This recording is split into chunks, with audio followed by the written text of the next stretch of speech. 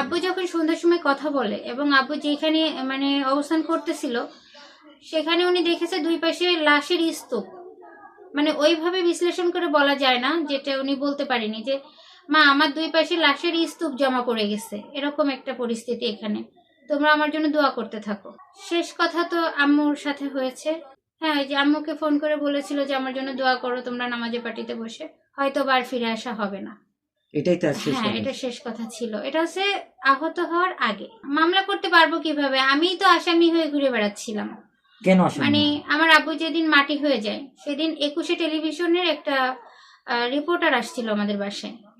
তো উনি প্রশ্ন করেছিলেন যে মাটি দিয়ে আসার পরবর্তী সময়, মানে বেশি সময়ও না, তার খানিকক্ষণ পরে, তো বলেছিল যে আপনার বাবা যে এইভাবে মারা গেল এই সরকারের আমলে, তো আপনাদের তো মনের কোনো ভিউ থাকতে পারে, তো কি মানে কি থাকতে পারে সেটা বলেন, আক্ষেপটা আমাদেরকে জানান।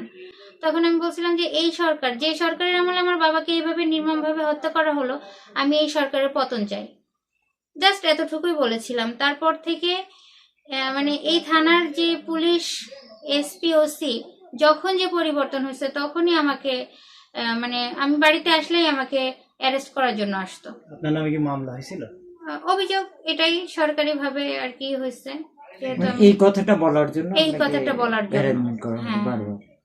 আচ্ছা। বারংবার আমাকে হয়রানি করছে, হুম। আমি বাসায় থাকতে পারতাম না। তো 6 বছর যাবত, মানে আব্বু মারা যাওয়ার পরে 6 বছর, যখনই আমি বাড়িতে আসছি তখনই পুলিশ আসছে। আম্মু বেঁচে ছিল, আমরা সবাই মিলে একত্রে দর্জির কাজ করতাম, যেহেতু আমার আব্বু দর্জির কাজ করতো। আমরা 2 বছর থেকে 2.5 বছর পর্যন্ত দর্জির কাজ করেই চলছি।